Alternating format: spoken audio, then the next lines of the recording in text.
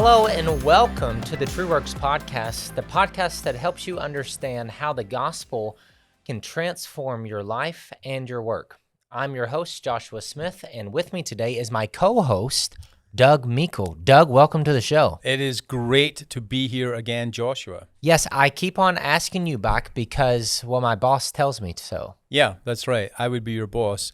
I keep saying it's great to be back here because it's written in the scripts that you give me. And you should follow the scripts. Yes, that's the one part of it that I try to follow. Yeah. And it's a small part, but you do your best. I do my best. And what the script says that we're talking about today is Jon Calvin's little book on the Christian life. This little it has various covers and different editions. Sometimes it's literally gold, right? Yeah. And this is part of, I believe this was simply an excerpt from the Institutes. Yeah, Is that correct? Yeah. Toward the end. Yes, that's right. Book 3, I think, of the Institutes. But anyway, it was an excerpt from that, and I think it was originally published, extracted from the originally published, I think, in the Netherlands or something, as a little book about how the Christian life is characterized and how it should be lived. And I think the Institutes went on to kind of develop a bit further in history, but this was extracted from not the final version that oftentimes is read today, but in any case, it's from the great work, The Institutes, from Jon Calvin. So, from Jon Calvin and this little book on the Christian life, I want to talk about key limes. Okay. Do you like key limes? Yes, but I'm really desperately waiting to see what connection you're going to make here. Well, there doesn't really have to be one. Oh. But there is. That's good.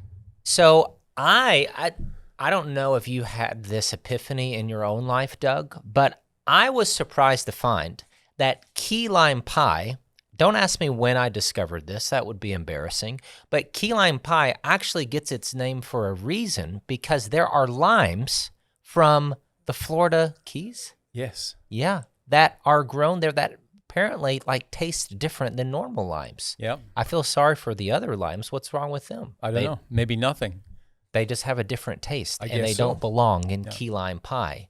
When you go after key lime pie, you're looking for the authentic key lime taste. Would you say that's true, Doug? I would say that is true, and I'm still wondering how the heck is he going to connect this to this book? Watch and be amazed. I am. I'm already amazed. The authentic Christian life, like we're looking for key limes and key lime pie, Jon Calvin was attempting to give a very practical guide to what the authentic Christian life, how it could be lived out on a day-to-day basis. Basically, the conclusion is you should live your Christian life as if you were a key lime. Yeah, that might be the worst metaphor I've ever heard. But okay, I'm trying to be relatable here, Yes. okay? And okay, but that's good though, right? Yeah. So Christian life is like being a key lime. yeah, so it's a start. It's It is a start. It is a start. So Calvin has these, I think, 5 chapters. Yeah, 5 chapters in the book. Yeah. And they're on various themes. Some are on suffering, some are on enjoying the good pleasures. That was my favorite chapter. It was the last chapter. So I just want to look at some of these themes, what Calvin had to say, and get your thoughts on them. Sure. Happy to do it. So the kind of fundamental question that motivates Calvin through each of these chapters is, how should we live? Yep. What are we supposed to do now that we have experienced the love and the joy in Christ? What does that actually mean? Bring the theology down to the everyday of making choose, of going to the market, of relating to our fellow peers and our family. What are we supposed to do? And also, I think it's important that, how are we to live our lives? But also, what is life truly like? You know, that's Okay. the life lived in this earth. Not an idealized picture of life, but life as we are called to live it in the situation that we are called to live within. Idealized. That's one way that we get off the rails in some sense of living our life, that we don't attend to it as it really is. As it truly is, yeah. Yeah. Christians and non-Christians are guilty of this. So for Calvin, and maybe a couple of words of kind of historical context might be relevant, is that, first of all, living in medieval times or in the sort of early 16th century was not an easy thing. It was not an easy thing. Life was tough, and Calvin himself had only had one child with his wife and lost that child to an early age. But but losing of children or through disease or whatever was an everyday commonplace. That was something that affected everybody. So life was quite tough. Calvin, for most of his adult life, lived in Geneva, and Geneva was a place that was known in that time for giving sanctuary to refugees from other religious conflicts around Europe, especially in France. Calvin was a Frenchman. He lived in Switzerland, and there was often be French refugees in town that were escaping the persecution of French Protestants. So there was that sense of that life is not easy. Life is tough, and life has, somehow, even as a Christian, these difficulties keep showing up in our lives. So how are we to respond to that? How are we to live our lives in the world in which we live? And that's really in some sense, I think that's what that little golden booklet's about. What is the nature and character of life, and how do we live well within it?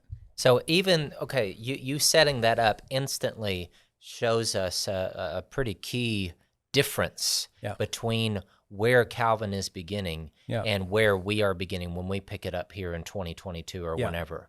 Because kind of where we begin where some of us begin, I should say, to be more careful, is that, life is, we begin with it mostly good or things going well. And certainly some of that is true. We've had some advancements since the time of Calvin that have improved our material and health, political life, and all the rest.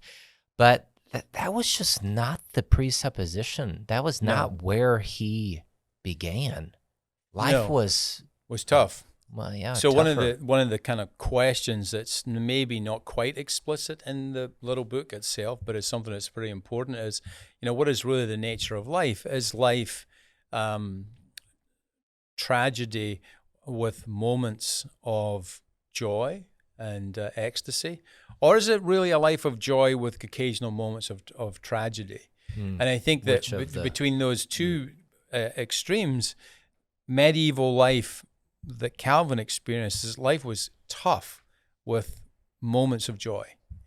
And I think the presupposition that many of us have today is that life is joy with moments of tragedy. And that those two different perspectives there kind of bookend this. But what Calvin tries to form is something not quite in the middle. It's certainly probably more towards the life is ultimately tragedy with moments that we get glimpses of a future that's better than today. Yeah.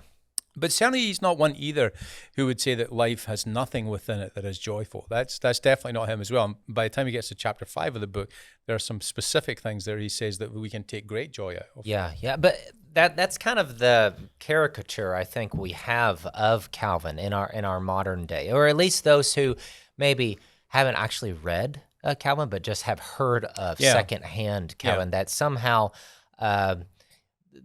pumping the joy out of all life and just this kind of Genevan not revolutionary, but reformer that is having all these kind of structures that come in under the Christian life. And that's just not what you get when you read him. No, it's not. And I think that Calvin himself was a very practical man. He spent as a leader or part of the leadership of that town of Geneva, he spent a great deal of his life obviously being a pastor to the community and also in some sense specifically a pastor to many of those refugees that would arrive on the Genevan doorstep. But also he was part of the town council, the folks that were just as concerned about drainage, getting rid of sewage, taking care of widows, doing all that stuff. Very that practical is things, part and parcel of running a city. They maybe had different concerns back in those days, but certainly they had administrative burden of running in its time for a relatively large city, fell to Calvin and others. So he had a very practical sense of of the theology, obviously, but that theology being worked out every day, and what had to get done for the flourishing of a moderately large city. You know? So, one of the other things along those lines of that, his theology was kind of embedded in everyday life. Everyday life, yeah. Is I can't remember if it's chapter 2 or 3, but when he's talking about suffering and how you just shared with us is life mostly suffering and hardship with moments of joy, or the reverse. And he connects this all the way back to the gospel. Yeah, for sure. That if we're united with Christ, yeah, this is what Paul says, we will suffer with Christ. Yeah. Again, not only is his starting point different from ours, but the vision of the Christian life that, listen, you come to Christ, is everything now good, hunky-dory? No. No way. That is coming. One day, every tear will be wiped from our eyes. Yeah. One day, every wrong will be righted. Yeah. But until we get there, look at our Lord. Yeah. Jesus, his life was not, and if we're going to follow in a manner after him, that's a hard chapter to swallow. I mean, it's no less true for it, but it's a hard chapter to kind of. Yeah, I mean, it's not, maybe not so easy, but if we think back 2 or 3 weeks ago, we were talking in our podcast about the book by Jon Murray, and we talked there about how union with Christ is really the sort of orientating principle, and maybe even the goal of that, of illustrating that as the goal of the great book, and there are many steps towards that. And of course, Jon Murray didn't get that from nowhere. He got it from Calvin, and he got it from Augustine, St. Augustine. So what you see in Calvin is, again, this concept of being, of union with Christ, being something that sustains the believer. But not only does it sustain, it connects us. Our experience in the world, both of joy, but also hardship and suffering, connect us to Christ and the reality of Christ's life, which was both teaching and joy, but also suffering and death. Right. Yeah. And maybe doing that juxtaposition comparison to Murray, if I recall, that kind of suffering doesn't come through nearly as much, because when he finally gets to union, it's kind of like the union right next to glorification taking on. And but for Calvin, his emphasis, I mean, neither are right. One's just focused on. But one note there aspect. how Calvin is it's very much, this book is about the Christian life and how we live a life as Christians in the world in which we live. And part of that we have to deal with is that life is not ideal, is that we don't get to have the life that we might want or desire. We get to have the life that we are given. And in that we can still have ultimate joy, purpose, and life. That's the great lesson of this book, is that, and it's through that union we have with Christ that we meet the circumstances of our day and overcome, because Christ overcomes.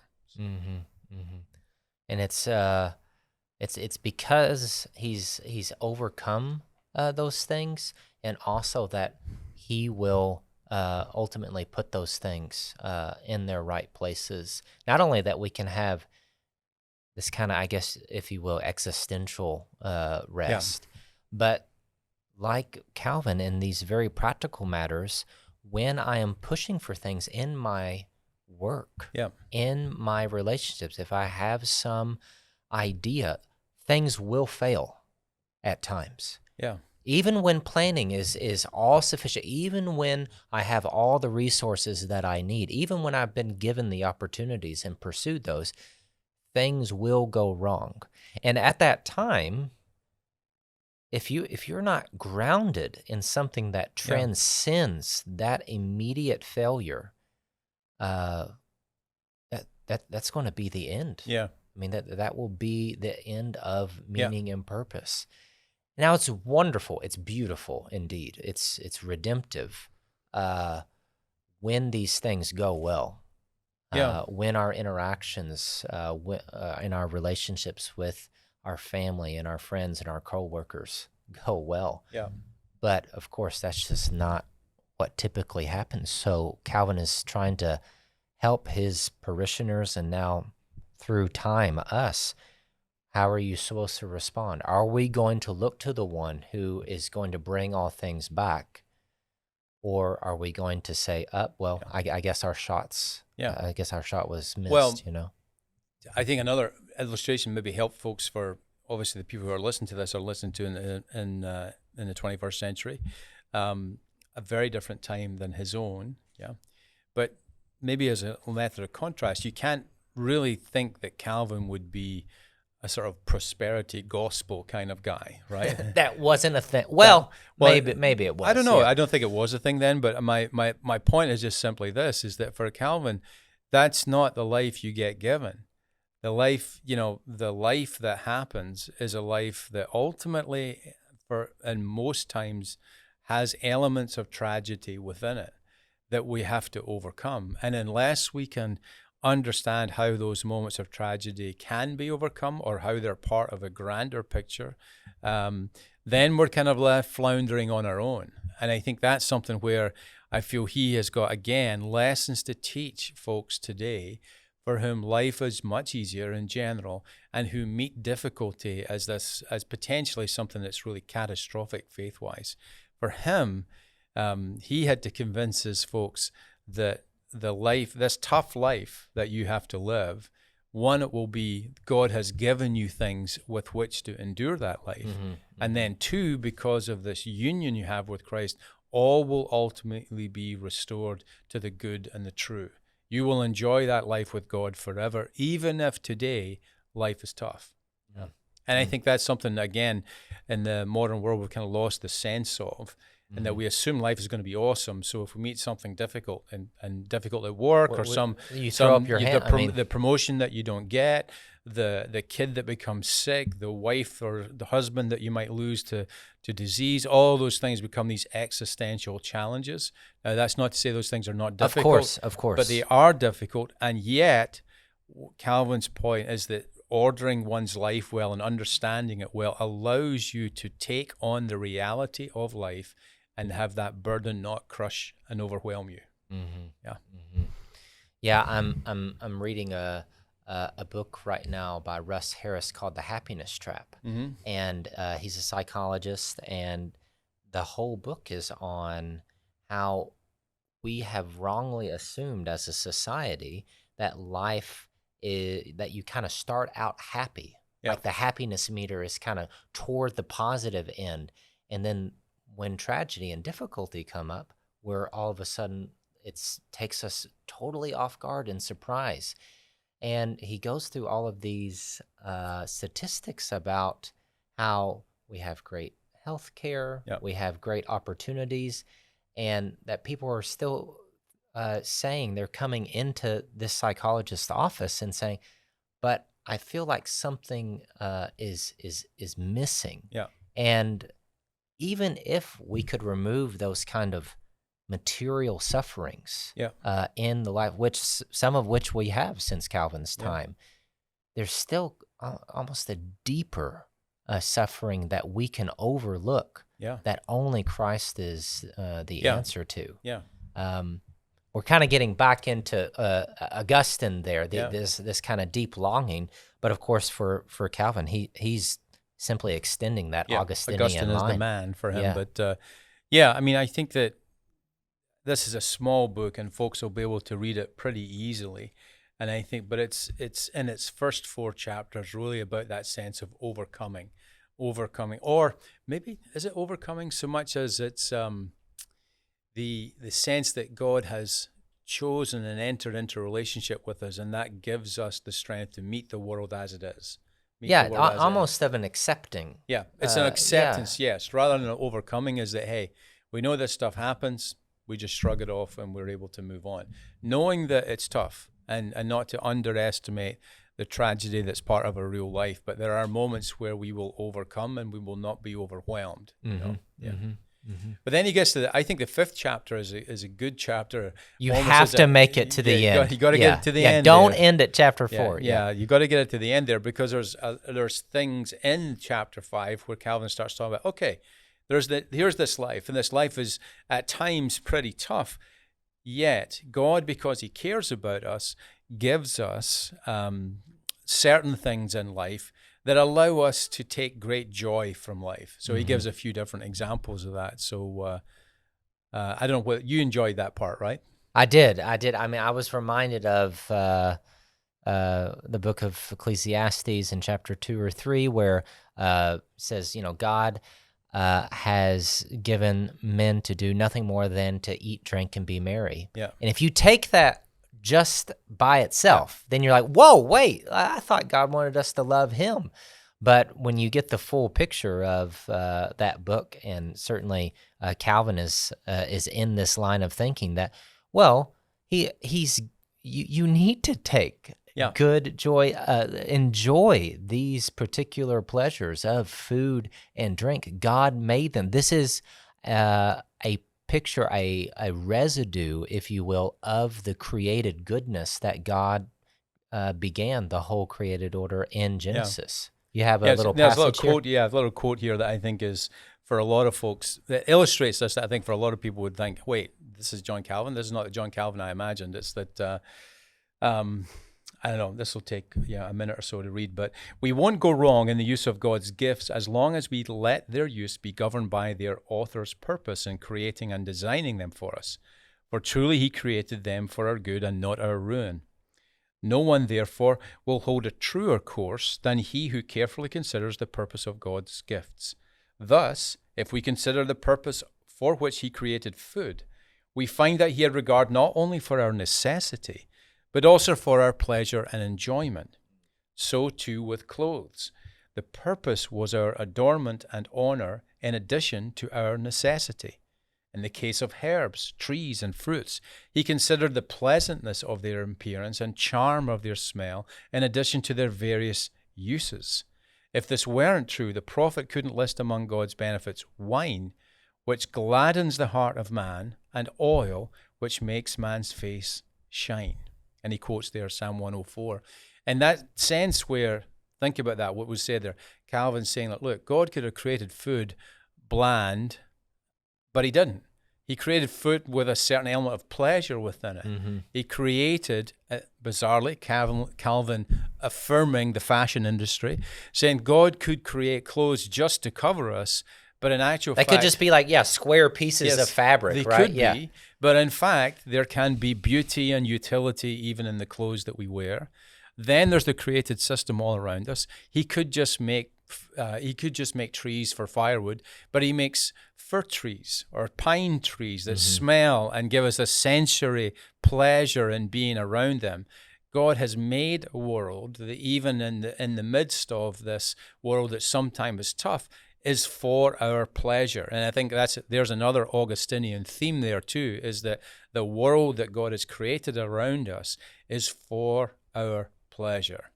Even there, and most folks are saying, well, if God, he created wine, that our hearts may be happy. Yeah, that our hearts may be happy. Was it the Benedictine monks said, let felicitat cor, is that let one's heart be glad. Yeah, or merry, or merry, or merry. So there's things like that where God creates stuff that our hearts may be glad. Even in the midst of trial and torment, our hearts may be glad. Yeah, when you look at the natural world, it's in all its complexity and beauty, it's wasteful if we have in mind only the sense of utility, like firewood or like, reproduction. Well, it doesn't have to be with all this variety, with all of this beauty. And Calvin is plucking that, for sure. saying that's part of God's created design. Yeah, and again, he's observing the world as he sees it. If the goal was utility, things would not be made the way they're made. Mm-hmm. Yeah, they would be, if you like, blander. They would just have this completely utilitarian view, and it would no longer be beautiful. It would no longer be attractive. It would no longer be a great place within this creation. Would no longer be a great place within which we might live. Mm-hmm. It would be a pretty one-dimensional kind of existence. And I think when we forget that, architecture, I think, is a very good example of this, is that when we forget to architect places where we live that are kind of at human scale and respond to human need for beauty, we get these kind of brutalist buildings that are kind of these square places that no one enjoys Glass being and in or living. concrete. Just keep on stacking it up. Keep on stacking it up. And we can build those quickly. That they serve tremendous utility. Yeah. We can make them taller and higher, but we no sooner tear them down because nobody can stand to live in them for decades and decades. Absolutely. But of course, if you go to Florence or your favorite place, Tuscany, those have been around for centuries. Scale is much smaller. Well, because the care and the detail toward the architecture is, and what that's responding to something much more primordial in us than simply, I need a place to sit. I need a place to cover me from rain. And I use that example of architecture because, again, harking back to Calvin as not just the theologian. There are really two themes in Calvin's life, in my view, and I'm not a Calvin scholar, but in my view, there's kind of two themes in Calvin's life. One is the Institutes and this great kind of theological work, bringing together all the kind of threads and strands of theological and Christian writing over a long period of time. So the Institutes are a book that he worked on his entire life. But then alongside that is his living in Geneva, creating a place and space where Christians could live, and it was described as the greatest commonwealth of Christian living since the creation. That's a paraphrase, but that was John Knox's quote about the Commonwealth of Geneva. And maybe that's an exaggeration. It is, of course, an exaggeration. Yes, but I mean, but that's what Calvin was after. He was after, despite what everybody might say, and there were lots of rules that we would not want or be familiar with today. But if you take him at his word... Yeah, the pray in the bar, for example. Yeah. That was one that probably wouldn't go around well. No, there's a lot of stuff, we would not want today. But on the other hand, if you take him at his word, that what he was trying to create was this commonwealth of people who lived well together under God, then, give him credit. That's the other great theme in his life. And part of that was architecture, creating places where people enjoy to live, and architecture all the way down to doing things simple like making sure that the sewage was taken away and got rid of out of the city well and things. Very practical matters like that. That's the kind of writer this guy is. In fact, maybe that's also a theme for us folks when we go through this faith and work intensive. These people you're going to read that you perhaps know of only as theologians. Yeah, only in that guise and context. They, and many times, didn't have the option of only being that. They would have to do something else along with that, or they were called to, just because of the practicalities of life. Or if you were Luther, you probably had to do a bit of farming at the same time to have grow enough food to be able to live alongside your wife and your family. These are things where you couldn't just be a professional thinking person. That life would not allow that. So I think Calvin was very much that kind of guy who was the thinking person, of course, but at the same time, very much a practical man of his time. Yeah, involved in the ordering of the city. The ordering of the city, yeah. Yeah, this kind of ivory tower scholar is really something that we've experienced since something like the Enlightenment. It's a bit prior to that, mid 17th century. But when you look at these great Christian thinkers that we're reading from prior to the Enlightenment, they just didn't have that luxury. They didn't have that luxury. But that just makes them more human. No, it makes them more human, yeah. I mean, they just did not have that luxury. They could not have an ivory tower kind of faith, because that's not how they couldn't either buy enough or grow enough food to live. They had other things that had to be done that were very practical as well. Yeah. That's wonderful. I think that gives a pretty good pretty much summary. Covers it. An introduction. I hope that it's been helpful to you all, our listeners. Hopefully it helps give you a reference and some pieces of information that help you get into those 5 chapters in Calvin's little booklet. I've been your host here on the TrueWorks podcast. I'm Joshua Smith, and this is my co-host, Doug Meikle. Thank you, Joshua. Yeah. Yes, glad to have you here. If you want to hear other episodes, you can find the TrueWorks podcast on all platforms, or you can visit our website, trueworkshouston.org. See you again soon.